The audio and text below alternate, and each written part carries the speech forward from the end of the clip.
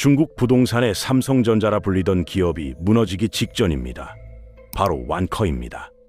이자만 갚아야 할 돈이 76조 원에 달하는 이 거대 기업이 채무 연장 투표에서 고작 30일의 시간을 벌었습니다. 국유기업 배경의 안전자산마저 흔들린다는 건 중국 경제의 최후 방어선이 무너졌다는 신호입니다.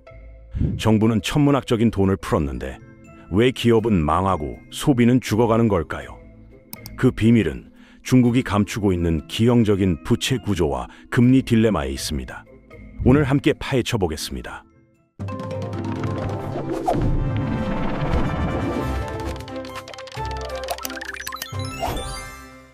중국 부동산 시장에서 완커라는 이름은 특별한 의미를 가지고 있었습니다.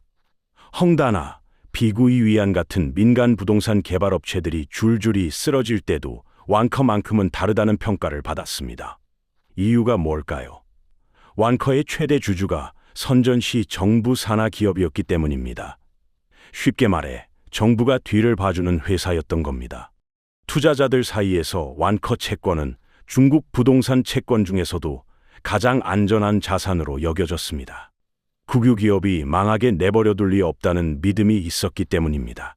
그런데 바로 그 완커가 지금 디폴트 위기에 몰렸습니다. 디폴트란 빚을 약속한 날짜에 갚지 못하는 상황을 말합니다. 완커는 12월 15일 만기였던 20억 위안, 한국 돈으로 약 4,200억 원의 채무를 갚지 못해 채권단의 만기 연장을 요청했습니다. 결과는 어땠을까요? 완커가 원했던 1년 연장은 부결됐습니다. 채권단의 90% 찬성이 필요했는데 그 기준을 넘지 못했습니다.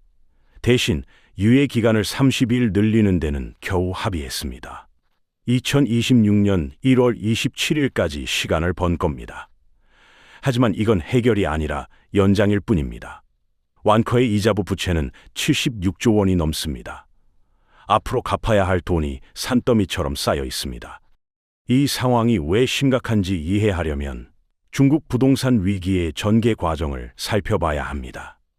2021년 헝다가 처음 디폴트 위기에 빠졌을 때 많은 전문가들은 이것이 개별 기업의 문제라고 봤습니다. 헝다는 원래 무리하게 사업을 확장해왔고 빚이 너무 많았다는 평가였습니다. 그 다음 비구이 위안이 쓰러졌을 때도 비슷한 반응이었습니다.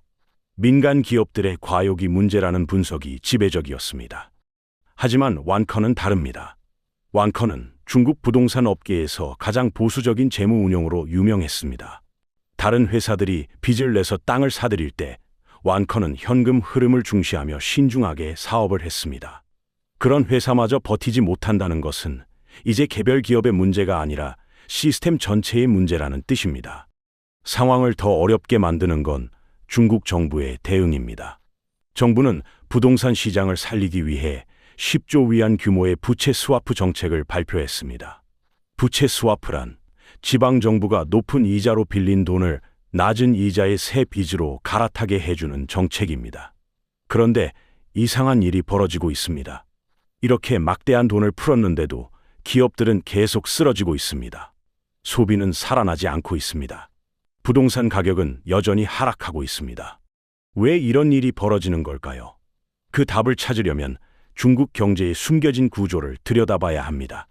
중국은 우리가 알고 있는 것보다 훨씬 더 복잡한 방식으로 빚을 숨기고 있습니다. 중국의 부채 구조를 이해하려면 먼저 세 개의 주머니를 알아야 합니다. 첫 번째는 왼쪽 주머니입니다. 공식적인 정부 부채를 말합니다. 두 번째는 오른쪽 주머니입니다. 지방정부 융자 플랫폼이라고 불리는 기관들의 부채입니다. 영어로는 LGFV라고 부릅니다. 세 번째는 비밀 주머니입니다. 국유 기업들의 부채를 가리킵니다. 공식 통계만 보면 중국의 정부 부채는 GDP 대비 약 80% 수준입니다. GDP란 한 나라가 1년 동안 생산한 모든 재화와 서비스의 가치를 합친 것입니다. 이 숫자만 보면 그리 나빠 보이지 않습니다. 일본은 260%가 넘고 미국도 120%를 넘습니다. 그래서 많은 사람들이 중국 정부에는 아직 재정 여력이 있다고 생각합니다. 하지만 이건 빙산의 일각에 불과합니다.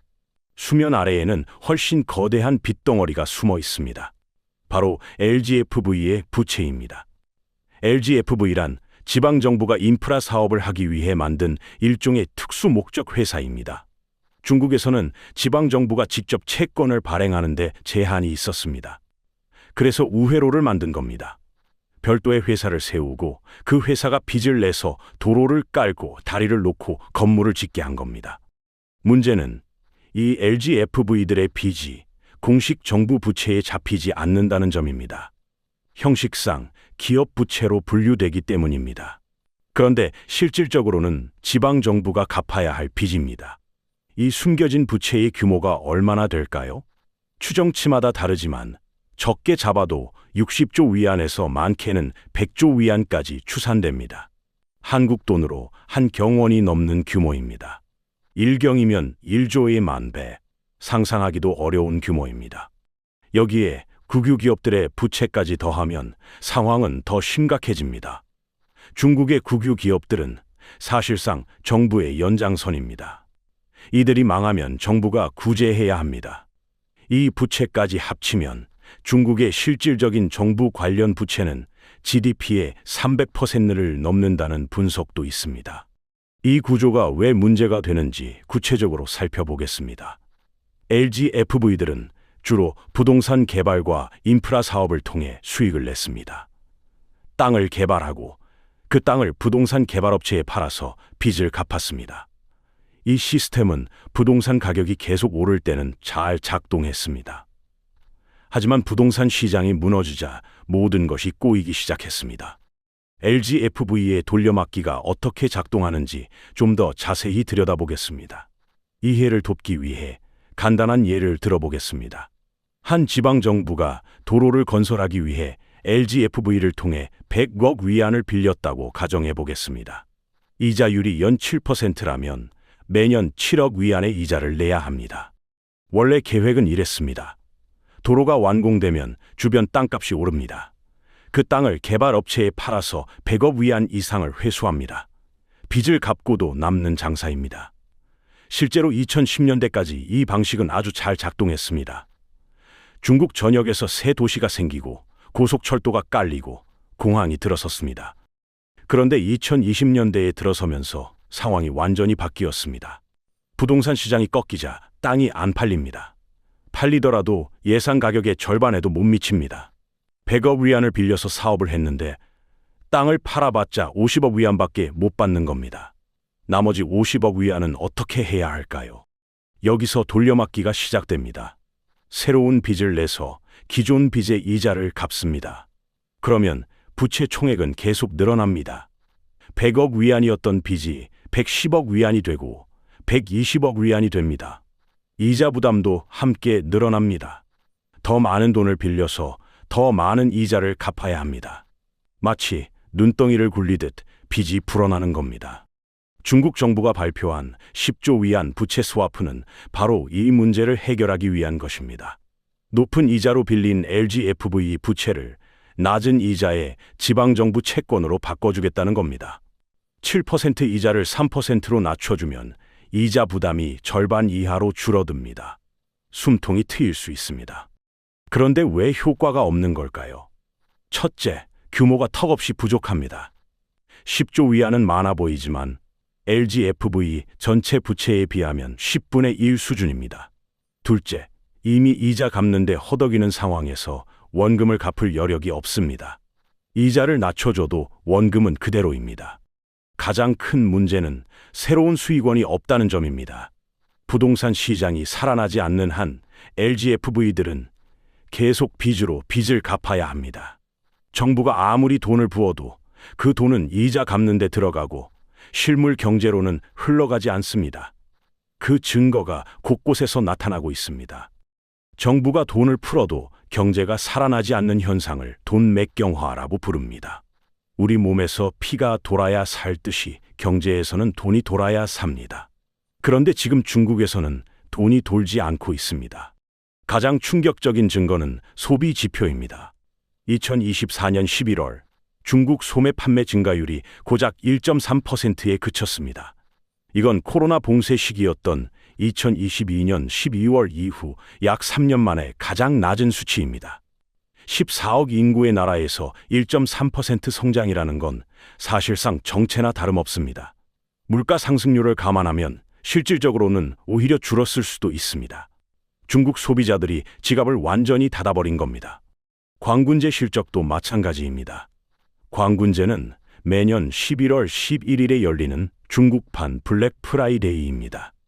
알리바바가 시작한 이 쇼핑 축제는 매년 기록을 경신하며 중국 소비력을 과시하는 자리였습니다.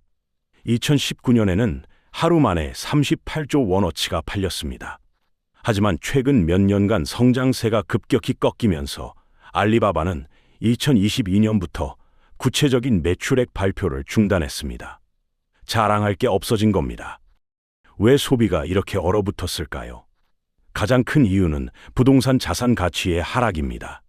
중국 가계 자산의 약 70%가 부동산에 묶여 있습니다. 한국도 부동산 비중이 높지만 중국은 더 심합니다. 집값이 떨어지면 사람들은 자신이 가난해졌다고 느끼고 당연히 소비를 줄이게 됩니다. 청년 실업 문제도 심각합니다. 2025년 8월 기준 중국의 16세에서 24세 청년 실업률은 18.9%까지 치솟았습니다. 청년 5명 중 1명 가까이가 백수라는 뜻입니다. 더 심각한 건 2025년 여름에 대학을 졸업한 청년이 1222만 명으로 사상 최대를 기록했다는 점입니다. 5년 전보다 40%나 늘었습니다. 일자리는 줄어드는데 구직자는 늘어나니 청년들의 미래가 막막해지고 있습니다. 젊은이들이 돈을 벌지 못하니 소비할 돈이 없습니다. 부모 세대도 자녀 걱정에 지갑을 닫습니다. 더 이상한 건 이런 상황에서도 중국인민은행이 금리를 동결하고 있다는 점입니다. LPR이라고 불리는 사실상의 기준금리가 7개월째 그대로입니다. 보통 경기가 나빠지면 중앙은행은 금리를 내립니다. 금리가 내려가면 대출 이자 부담이 줄어들고 기업들은 투자를 늘리고 사람들은 소비를 늘립니다. 경제학 교과서에 나오는 기본 처방입니다. 그런데 중국은 이 기본 처방을 쓰지 못하고 있습니다. 경제가 아픈데 진통제를 쓰지 못하는 상황입니다. 왜 그럴까요? 그 이유를 이해하려면 중국이 빠진 딜레마를 알아야 합니다. 중국인민은행이 금리를 동결하고 있는 이유는 단순합니다. 금리를 내리면 더 큰 문제가 생기기 때문입니다. 그 문제란 바로 자본 유출입니다. 자본 유출이란 투자자들이 중국에서 돈을 빼서 다른 나라로 옮기는 것을 말합니다. 현재 미국 연방준비제도, 쉽게 말해 미국의 중앙은행 기준금리는 높은 수준을 유지하고 있습니다. 반면 중국 금리는 훨씬 낮습니다.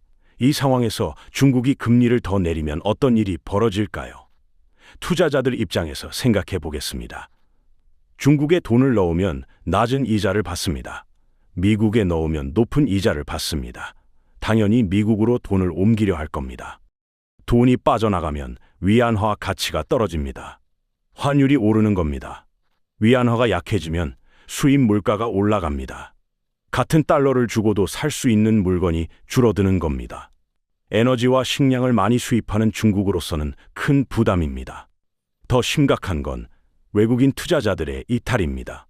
환율이 불안하면 외국 자본은 중국 시장을 떠납니다. 주식시장과 채권시장에서 외국인들이 빠져나가면 자산 가격이 더 떨어집니다. 그렇다고 금리를 올릴 수도 없습니다. 금리를 올리면 이미 빚에 허덕이는 기업들과 지방정부가 더 힘들어집니다. LGFV들의 이자 부담이 커지고 더 많은 기업이 파산합니다. 부동산 시장은 더 깊은 침체에 빠집니다. 소비는 더 얼어붙습니다. 여기에 또 다른 걱정거리가 있습니다. 중국 은행들의 수익성입니다. 현재 중국 은행들의 순이자 마진은 1.42%로 사상 최저치까지 떨어졌습니다. 순이자 마진이란 은행이 대출과 예금의 금리 차이로 버는 수익을 말합니다. 금리를 더 내리면 은행들의 수익이 더 줄어들고 은행 시스템 자체가 흔들릴 수 있습니다. 이게 바로 중국이 빠진 외통수입니다. 금리를 내리면 자본이 도망가고 안 내리면 내수가 죽습니다. 어느 쪽을 택해도 문제입니다. 그래서 중국인민은행은 아무것도 하지 않는 쪽을 택했습니다. 7개월째 금리를 동결하고 상황을 지켜보는 중입니다. 하지만 이 전략도 한계가 있습니다. 시간이 지날수록 내수 침체는 깊어집니다. 기업들은 하나둘 쓰러집니다. 실업은 늘어납니다. 소비는 더 줄어듭니다. 악순환이 계속됩니다. 그러는 동안 중국 기업들은 살아남기 위해 다른 방법을 찾기 시작했습니다. 중국 내수가 죽으면서 예상치 못한 현상이 벌어지고 있습니다. 바로 디플레이션 수출입니다. 디플레이션이란 물가가 지속적으로 떨어지는 현상입니다. 중국에서 물건이 안 팔리니까 헐값에 해외로 밀어내내고 있습니다. 그러면서 물가 하락 압력이 다른 나라로 전해지는 겁니다. 알리익스프레스, 테무, 쉬인 같은 중국 플랫폼들의 초저가 공세를 한 번쯤 경험해 보신 적 있으실 겁니다. 한국에서 10,000원 하는 물건이 중국 직구로 사면 2,000원입니다. 이게 어떻게 가능한 걸까요? 중국 기업들의 혁신 덕분일까요? 그렇지 않습니다. 이건 사실상 재고떨이입니다. 중국 공장들은 14억 내수 시장을 겨냥해 물건을 만들었습니다. 그런데 소비가 3년 만에 최저치로 떨어졌습니다. 창고에 물건이 쌓입니다. 이 물건을 처리해야 합니다. 그래서 해외로 밀어내는 겁니다. 원가 이하로 팔아서라도 현금을 회수해야 하니까요. 이 현상이 왜 문제일까요? 중국발 초저가 물건이 세계 시장에 쏟아지면 다른 나라 제조업체들이 버티기 어려워집니다. 한국, 일본, 유럽의 공장들이 중국산 저가품과 경쟁해야 합니다. 가격을 맞추려면 인건비를 줄여야 합니다. 그러면 그 나라의 소비도 줄어듭니다. 중국의 디플레이션이 수출되는 겁니다. 일본의 잃어버린 30년이 떠오르는 대목입니다. 1990년대 일본 버블이 꺼졌을 때 일본 기업들도 비슷한 행동을 했습니다. 버블이란 실제 가치보다 가격이 부풀어 오른 상태를 말합니다. 부동산이나 주식 가격이 거품처럼 부풀었다가 터지는 현상입니다. 일본도 버블이 꺼지고 내수가 죽으니까 해외로 물건을 밀어냈습니다. 하지만 일본과 중국은 규모가 다릅니다. 일본은 세계 GDP의 약 8%를 차지하던 나라였습니다. 중국은 18%가 넘습니다. 충격의 규모가 2배 이상입니다. 더 걱정되는 건 이게 일시적 현상이 아닐 수 있다는 점입니다. 중국 부동산 시장이 단기간에 회복될 가능성은 낮습니다. 내수 침체가 수년간 이어질 수 있습니다. 그동안 중국발 저가품 공세도 계속될 겁니다. 전 세계 제조업이 중국의 저가 공세에 휘말리면서 서서히 체력을 잃어가는 상황이 펼쳐질 수 있습니다. 지금 중국에서 벌어지는 일을 한마디로 요약하면 피크 차이나입니다. 중국 경제가 정점을 찍고 내리막길에 접어들었다는 뜻입니다. 그리고 중국 정부는 이 현실을 받아들인 것으로 보입니다. 과거 중국 정부의 최우선 목표는 성장이었습니다. 매년 6%, 7%, 8% 성장률을 달성하는 게 가장 중요했습니다. 성장하면 일자리가 생기고 소득이 늘고 사람들의 삶이 나아집니다.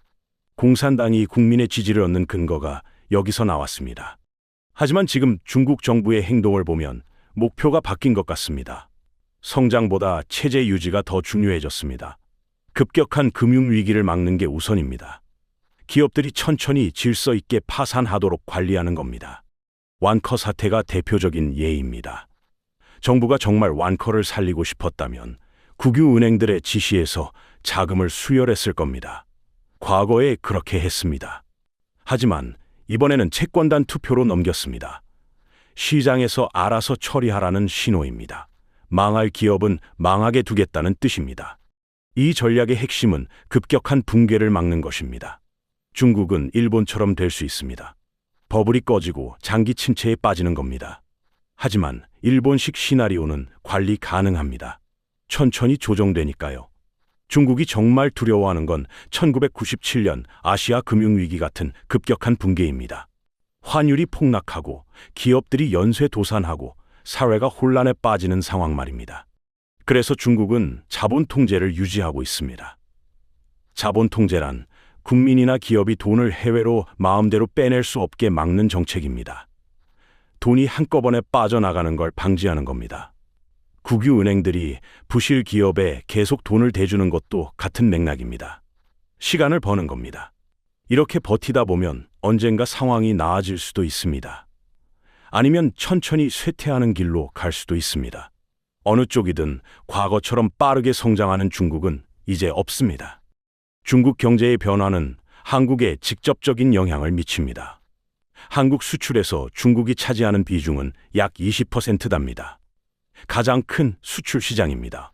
중국 경제가 침체하면 한국 경제도 타격을 받을 수밖에 없습니다. 특히 걱정되는 건 중간재 수출입니다. 중간재란 완제품을 만드는 데 들어가는 부품이나 원자재를 말합니다.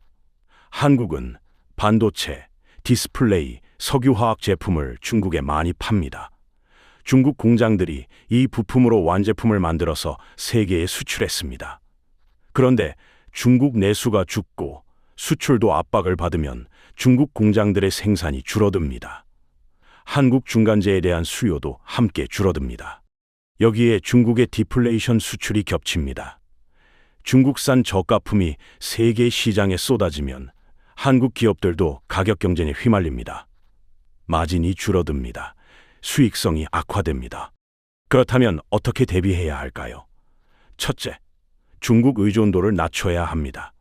수출 시장을 다변화해야 합니다. 동남아시아, 인도, 중동, 남미 같은 새로운 시장을 개척해야 합니다. 쉽지 않지만 피할 수 없는 과제입니다. 둘째, 기술 격차를 유지해야 합니다. 중국이 저가 경쟁을 하면 한국은 고부가 가치 제품으로 승부해야 합니다. 고부가 가치 제품이란 기술력이 높아서 비싸게 팔 수 있는 제품을 말합니다. 중국이 따라오기 어려운 기술을 확보해야 합니다. 반도체, 2차 전지, 바이오 같은 분야에서 기술 우위를 지켜야 합니다. 셋째, 내수 시장을 키워야 합니다. 수출에만 의존하면 외부 충격에 취약합니다. 국내 소비와 투자를 늘려서 경제의 버팀목을 만들어야 합니다. 중국의 위기는 위협이기도 하지만 기회가 될 수도 있습니다. 중국을 떠나는 글로벌 기업들이 대안을 찾고 있습니다. 한국이 그 대안이 될 수 있습니다.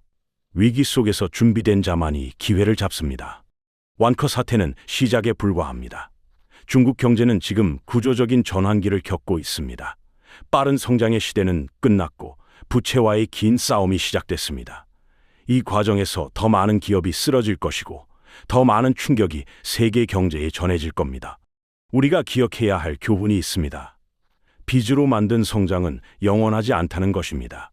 그리고 거대한 경제의 문제는 그 나라만의 문제로 끝나지 않는다는 것입니다. 한국은 이제 성장하는 중국에 올라타는 전략에서 변화하는 중국에 대응하는 전략으로 바꿔야 할 때입니다. 여러분은 어떻게 생각하시나요? 중국 경제가 회복할 수 있을까요? 아니면 일본처럼 긴 침체의 길로 들어설까요? 댓글로 여러분의 생각을 남겨주시면 다음 영상에 반영하겠습니다. 다음 영상에서는 중국발 위기가 한국 부동산 시장에 어떤 영향을 미칠지 구체적으로 분석해 보겠습니다. 중국 경제가 흔들리면 한국 집값은 오를까요? 내릴까요? 궁금하시다면 구독과 알림 설정 꼭 해두시기 바랍니다. 이 채널에서는 복잡한 경제 이슈를 누구나 이해할 수 있게 풀어드리고 있습니다. 중요한 경제 흐름을 놓치고 싶지 않으시다면 지금 구독 버튼 눌러주시기 바랍니다. 좋아요는 영상 제작에 큰 힘이 됩니다. 그럼 다음 영상에서 뵙겠습니다.